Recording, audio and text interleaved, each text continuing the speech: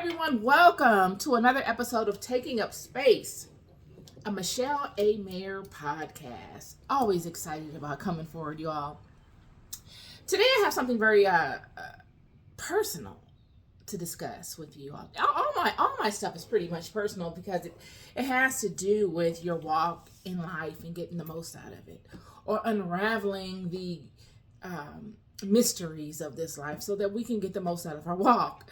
But today is definitely in alignment with that theme. But I'm going to take it a step further, you all, and remind you all that you are the realest in the game. Yes, I don't want that to sound, arrogant and like it's all about you and, you. But it truly is. It really is. At the end of the day, it is. We share this garden amongst one another. All of us were born here for a particular reason. Nobody defaulted into this world. Not one of us. Every single one of us, when we first decided to incarnate in a physical body, made a conscious decision to do so. And I'm just here to remind you of that. See, what's happened is it's been ages and years and years and thousands of years that have transpired since this decision we made. See, we decided that we would incarnate in this physical body, and in doing so, we'd enter into this game of life. It's a serious game. It's not a game like playing Monopoly where if you win or lose, you just go on with your life. It doesn't even matter. It has no relevancy to your life. No, this game is, you must win this game, friend. You must win this game, or you just keep repeating the same cycle over and over again until you reach a level of mastery within yourself to realize where you are and you overcome and win the game. That's what makes the game so difficult, friend.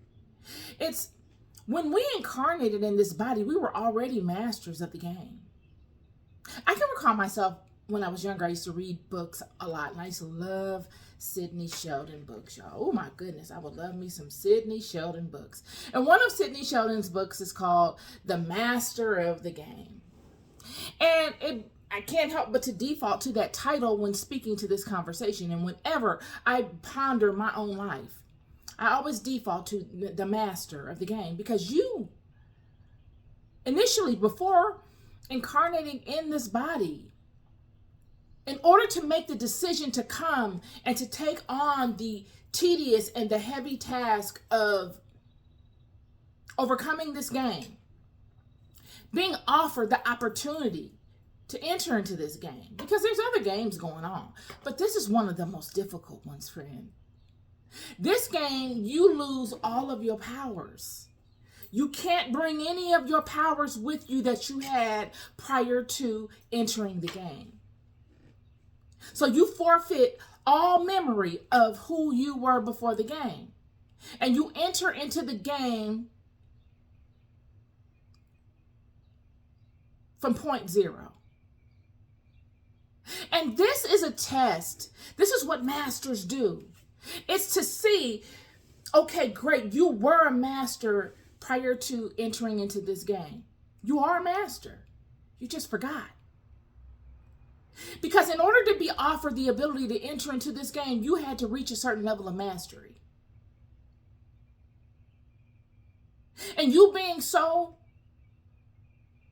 confident and knowing of your mastery, you decided you would enter into the most difficult game of all, this game of life. And in entering into this game, friend, one of the main rules, the fundamental rule to this game is that, first of all, you do not remember anything, any part of who you were prior to entering the game. You cannot take any of your powers you can. You take your powers with you, yet they lay dormant until you awaken to what those powers are while in the game. And then the third thing is, you do not have any knowledge that this is a game. You don't know you're in a game. So we begin this journey in life from point zero. And we build upon experiences in life. And the only way that we really navigate and stay in alignment to our purpose in life is to know ourselves, to be able to listen to the voice within us amongst the sea of other stuff going on. And part of the game, it wouldn't be a game if there wasn't a nemesis, right?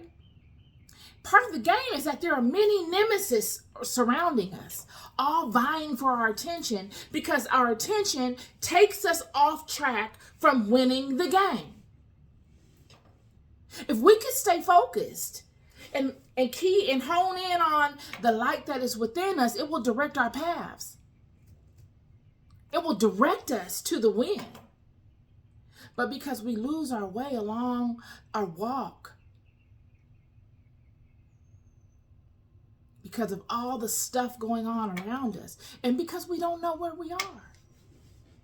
Each time we lose our way and we take our eyes off the light within and the voice within, we get that much further, we get pushed that much backward.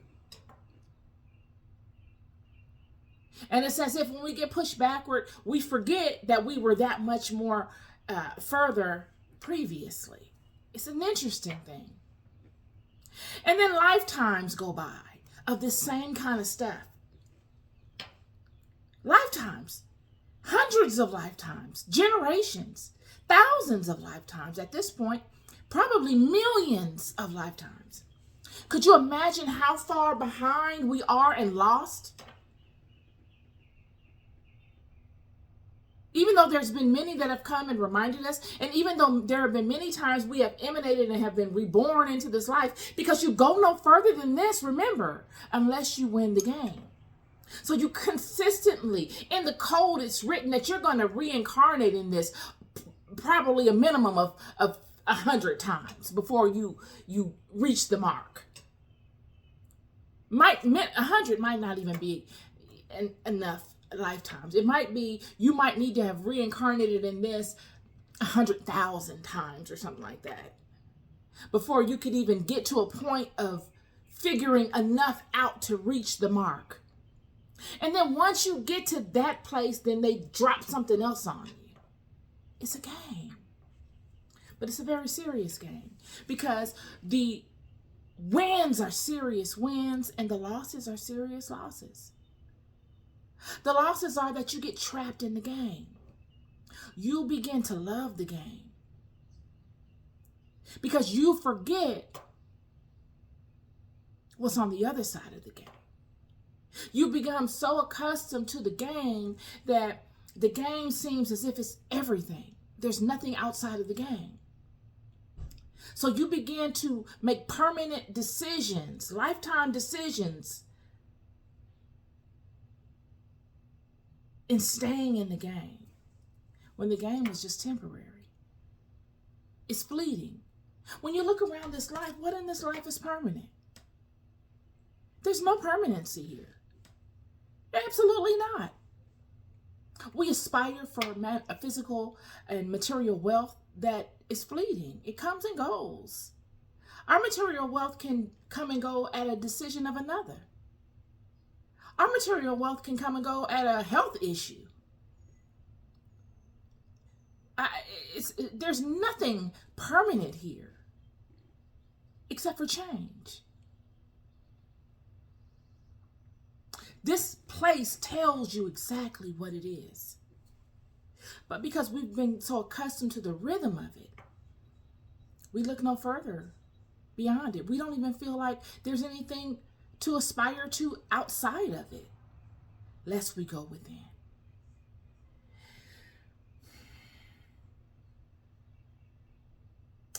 As I said, you were the master in the beginning. That's what made you capable of entering into the game. You had reached a level of mastery, because only masters can come and join this game. If you look into the birthing cycle, what it takes to be conceived in the world, it's highly competitive, friend. It's a selection process. Many think, the sperm races amongst billions of other sperm to get to the egg. That's true. It's a race for the male sperm to get to this one feminine egg. Yet it is this egg, science has found, that decides who it allows in. It's a selection process. Just like in this life, you can have as much experience and talent as you like in any particular vertical. You can master it, friend. You can have gifts that will bless the lives of many in ways that they just won't find elsewhere. Yet, if you are not selected, if the timing is not right, if you don't have the favor of God and God's support and or those that God has put in place to be able to accept one into that environment, to allow those flowers to bloom or for that soil to be penetrated and for growth to happen, it just won't happen.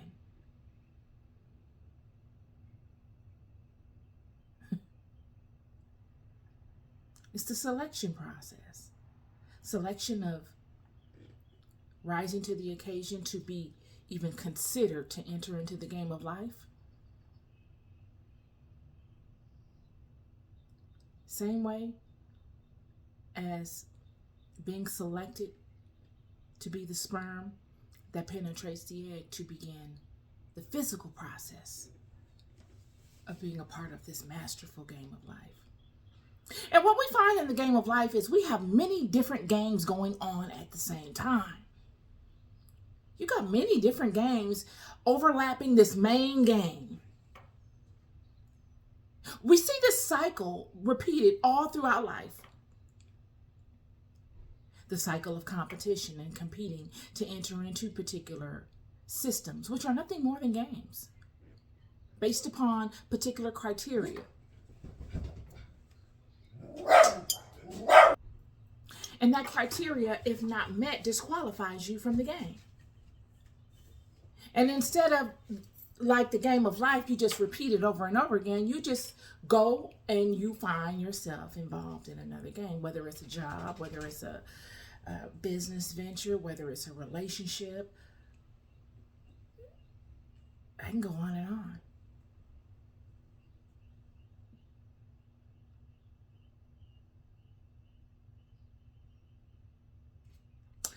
I was thinking of this because I saw something on social media that says you are the realest in the game.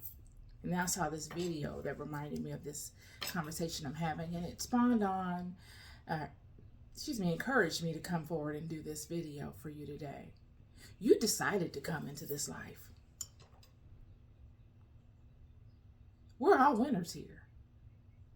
And the only losers in life are those people that have gotten lost in the game, if you want to call them losers. Because eventually they will realize they're in a game as well.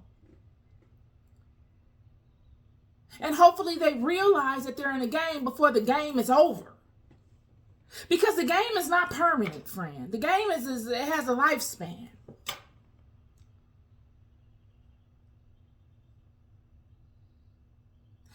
There are many trapped in the game. They're trapped. They don't know they're in the game. While they have a whole other aspect of them resting on the other side of this. Waiting on them to achieve what they promised that they would achieve in incorporating themselves in this game. Yet, when you look at Jesus and why Jesus came forward, and I keep repeating this. Jesus came forward to say, I'm going to give you the roadmap of how you can overcome these obstacles because you're not trending. You're not overcoming the game. You're getting trapped into the game. This world is temporary, friend.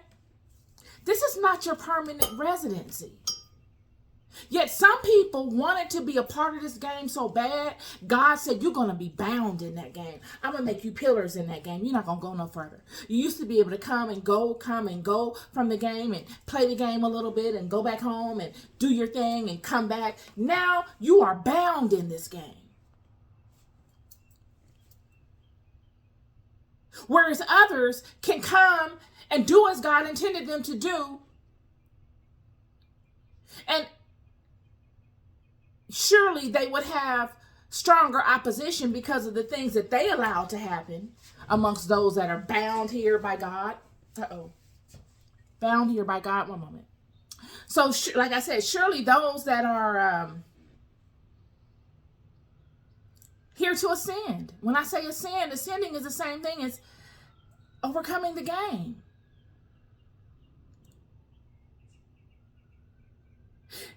Yet, their ascension process has become much more difficult because they allowed in that which was not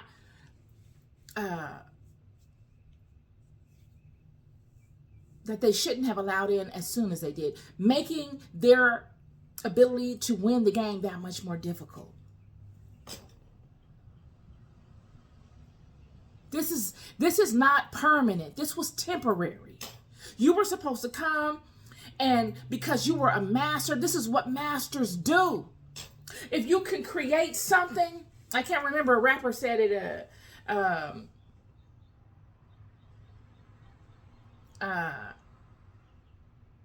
if you are able to create something and you're a master and you're so good with what you do, you can go and create it again. This was life. This is what we all decided to do. We all felt as if we were worthy. And everybody you see around you in life, even people you think are worthless, are champions. We're all champions up in here, friend. There are no losers. The only losers, let me tell you, this is how miraculous this thing is.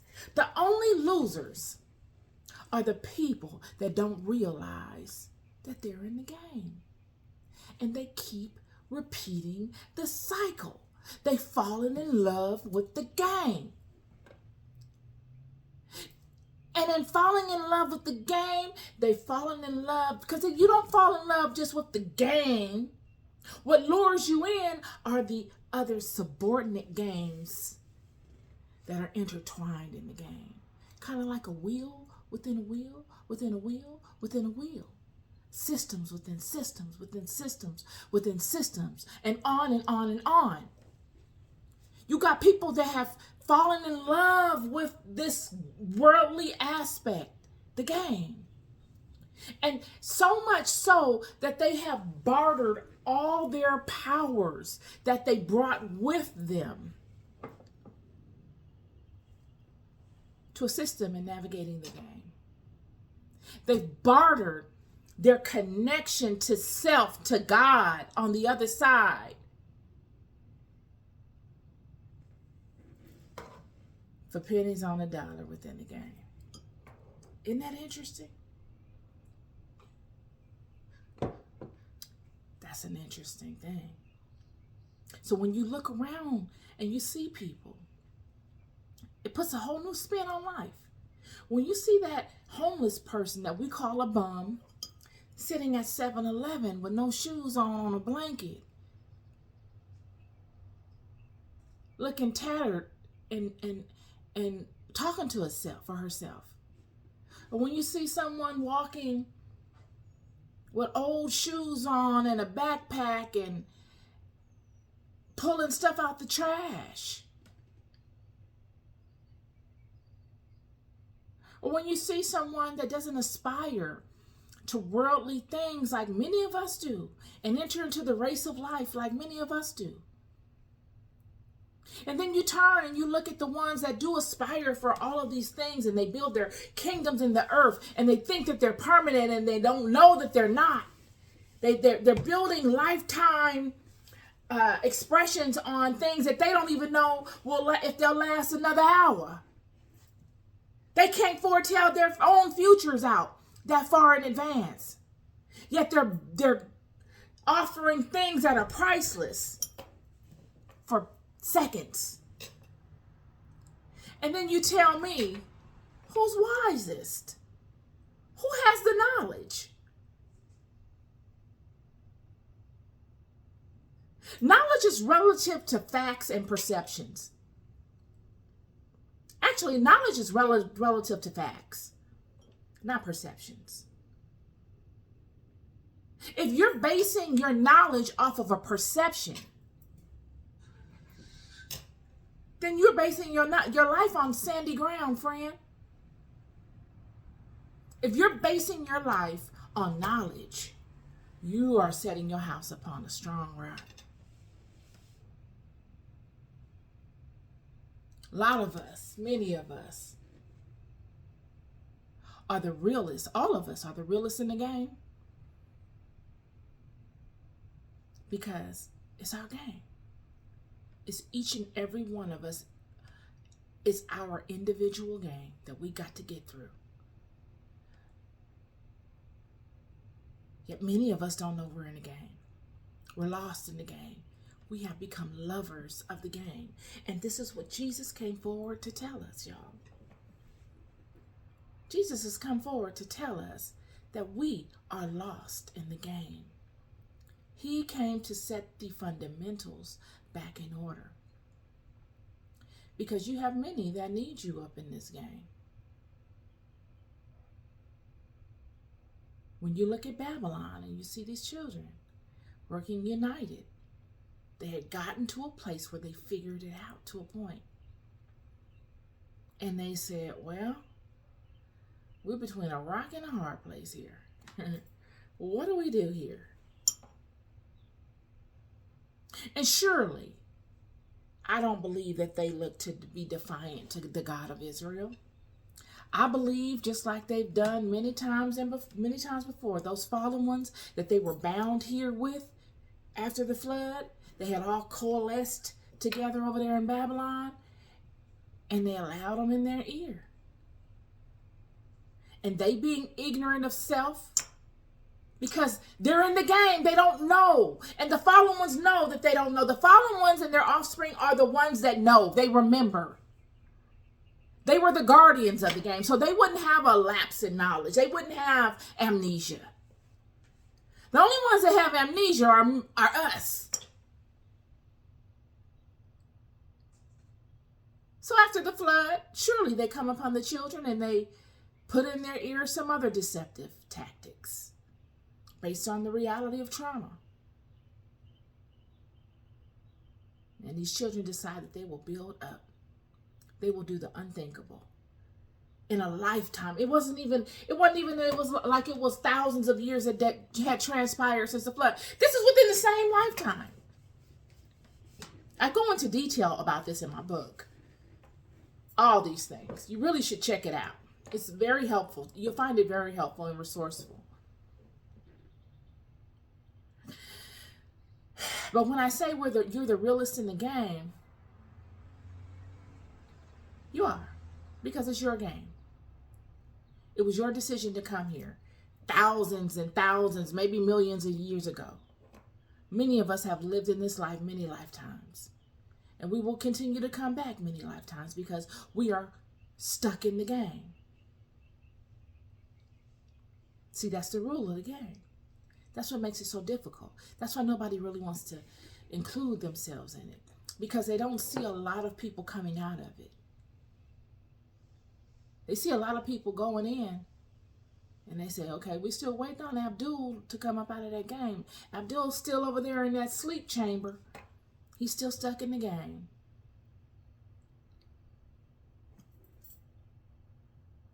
Lily over there is still stuck in the game.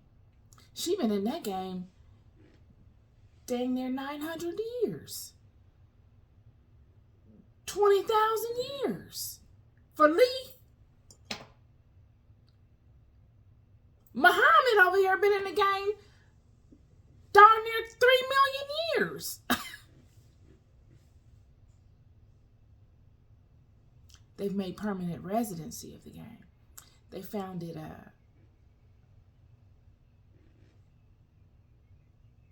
enjoyable to the point that they want to stay in the game because they've forgotten what's on the other side, in which they knew they would do. They knew they would forget. The enemy knew they would forget too. And this is the masterfulness of the enemy. You got to give them his props. What they've done is a masterful thing in how they have manipulated God's creation.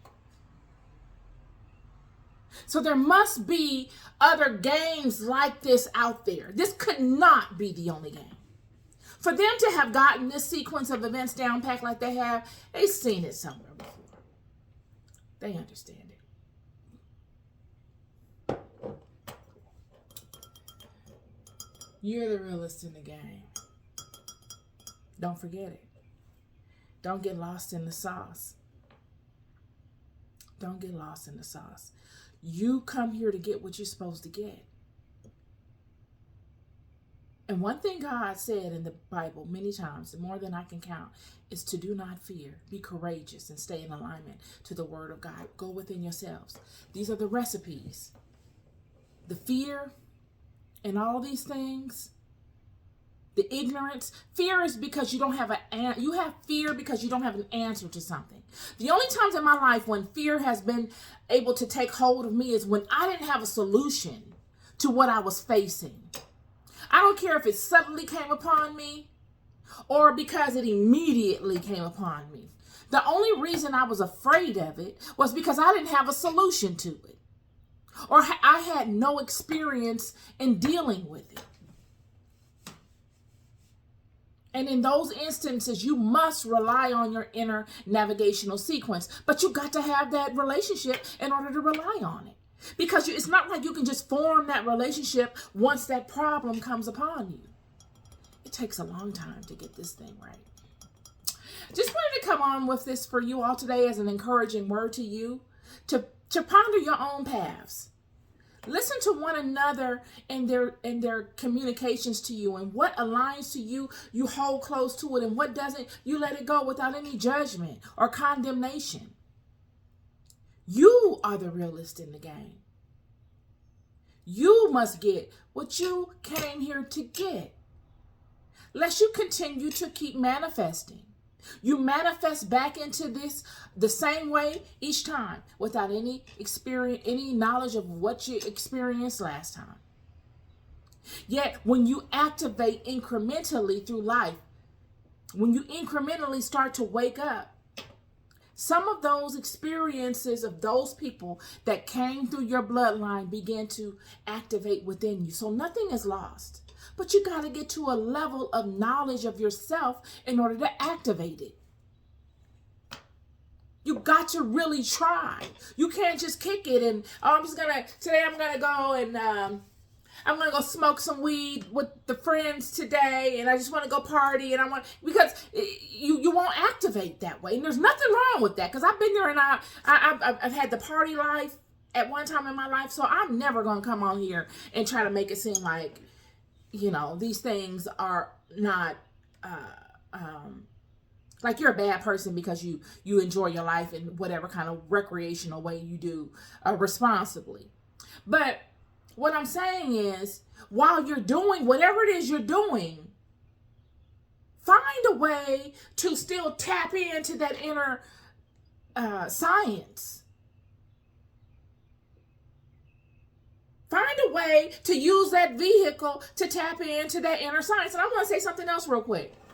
And I'm not here supporting any drug use or alcohol use at all, but I have to be, this is an adult channel. These are for adults. This conversation is for adults.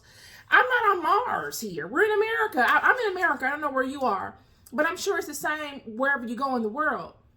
And it's been this way since the times of Moses, since the times of Jesus, and all those souls that lived before them. There are people that smoke marijuana. There are people that drink alcohol. God, look, that has nothing to do with God. God don't care either way. Now, if you do these things and you abuse them and you go out and you harm people and you're, flagrant with them and you're not responsible, surely, yeah, there's some wrong in that. But I'm here to tell you, all is useful, friend. I'm not going to sit here and lie to you and be like, oh, yeah, you're going to go to hell because you like to drink alcohol, or you're going to go to hell because you smoke marijuana. I can't even say that. I'd be lying to you if I said I thought that. I don't believe that. I don't, that's ridiculous. The only time in the Bible that I can remember when God told anybody not to drink, and it usually was women, when God said don't drink, is because they're carrying the vessel, a baby in their belly. And that's definitely a no-no to drink while you're pregnant. But, yo,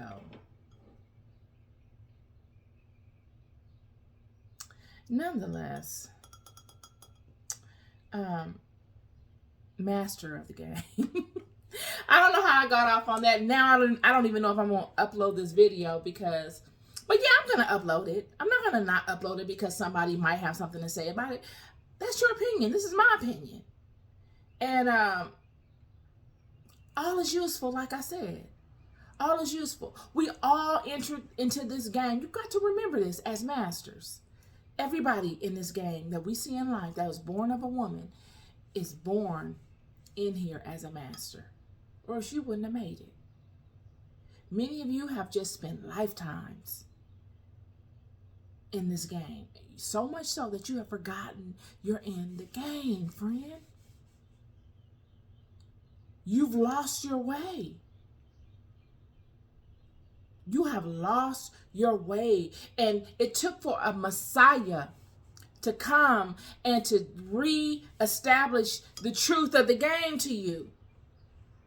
Because in any game, there must have been some clause in this game to say, okay, these children are going to get to a point where they will forget. This is a long game. And the entities all vying for the attention of the children are powerful entities. This game is not for no punks. Everybody in this game is a champion. This game is the hardest game. So when you see somebody down for the count in this game, friend, you got to know and put some respect on the game, because those that are down for the count are champions.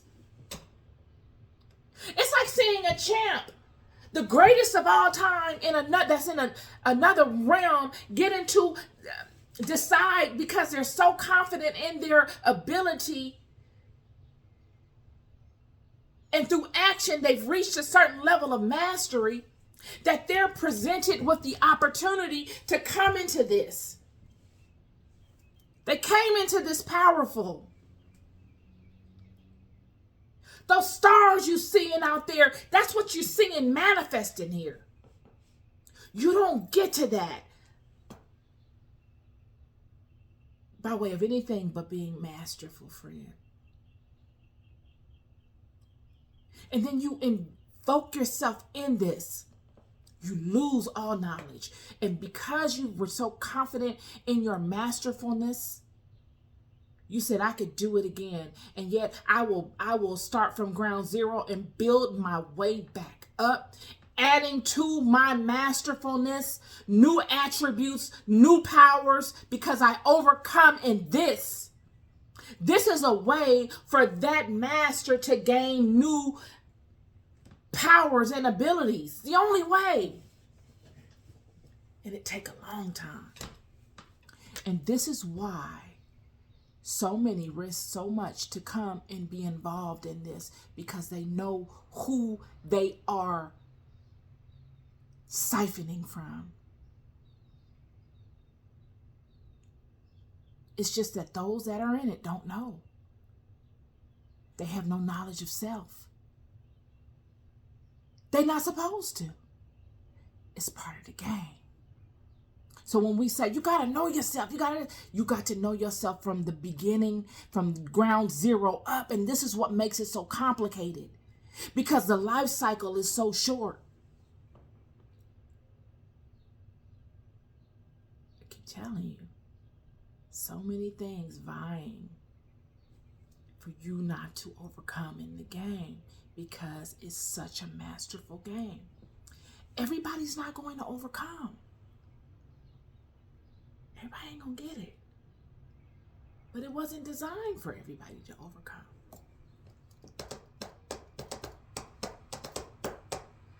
It ain't for everybody. But if one overcomes,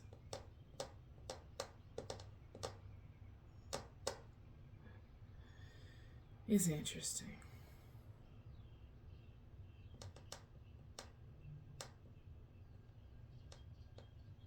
I'm just thankful. Are you thankful? Are you thankful just to be considered?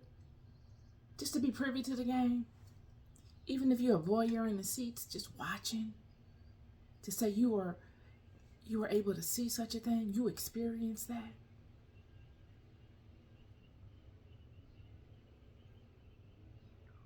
Master of the game. You the realest in the game.